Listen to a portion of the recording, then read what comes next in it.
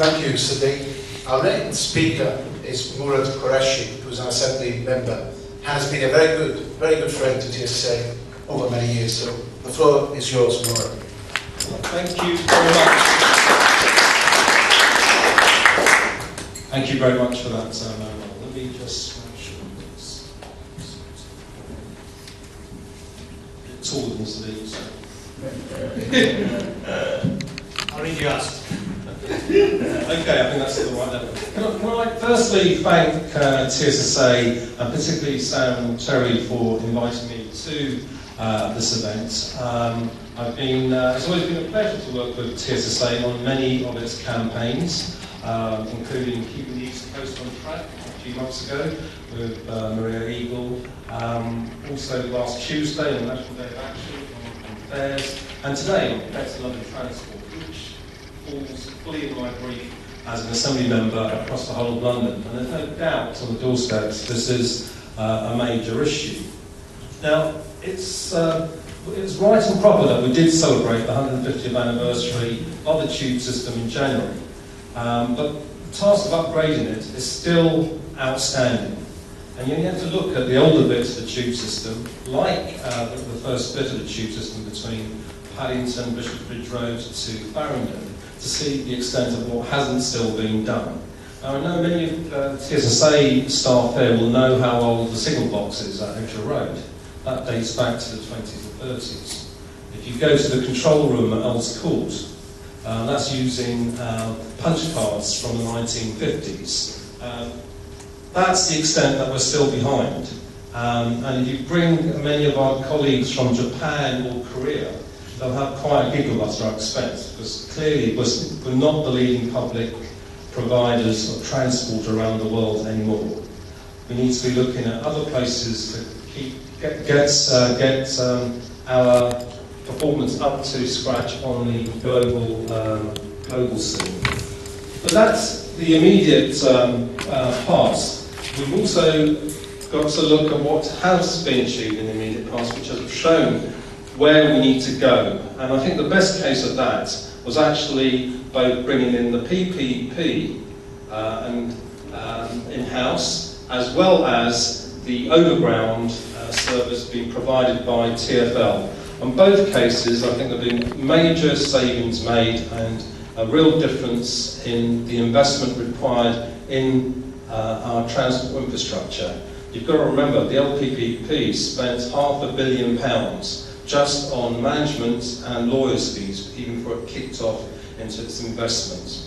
That's a lot more improved, the overground's more improved, and I think that clearly shows to me and to Londoners that there still is a critical role for public investment and the public guidance through private contractors to deliver on the investment. And we shouldn't lose sight of that.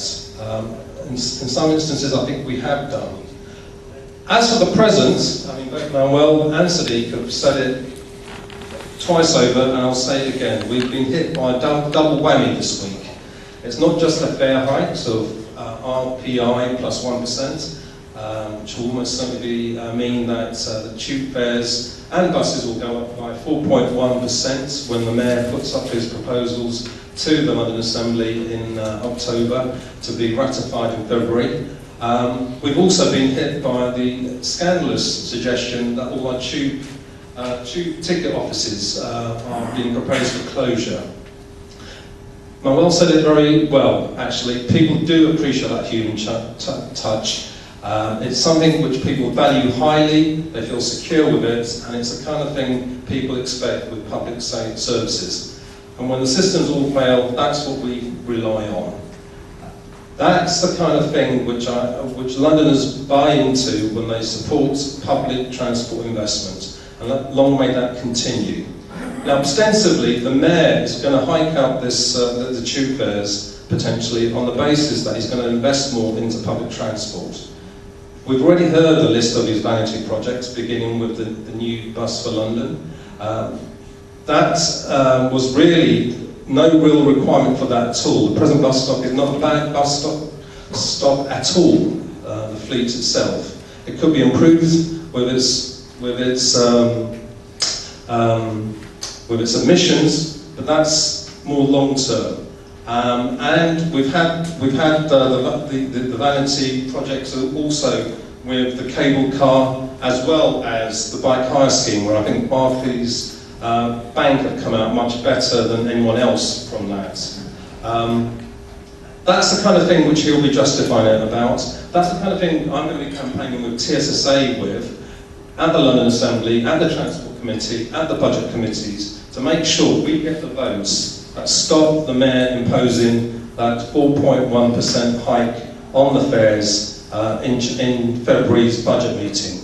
The critical thing there is that we need one Tory vote to come over. We will have to direct a campaign directly at that possibility. The budget last year almost failed because one Tory didn't turn up 20 minutes into the vote. Who knows? That may come again in February or February time again. But in the future, I think what we do need to do is continue investing in public transport, supporting things like High Speed 2, albeit not through Camden in the way that the environmental impact is assessed to make, and Crossrail 2. But we do need to learn the lessons from Crossrail 1. I know TSSA won't be signing up to blacklisting under the Crossrail contracts. It's a scandal that Crossrail haven't been stronger with BFK on that front, and long may the unions push on that issue now that we've actually got national support on that issue. But I'm certainly here to tell you I will be there with you on the picket lines to stop the ticket offices closing, to make sure that we don't have the hikes put up, and defend the public investment into our transport infrastructure that we all critically depend on. And I think we've fallen way behind if you look and compare us with our Japanese and Korean colleagues. That's the way forward, and I'm here to work with TSSA into the foreseeable future.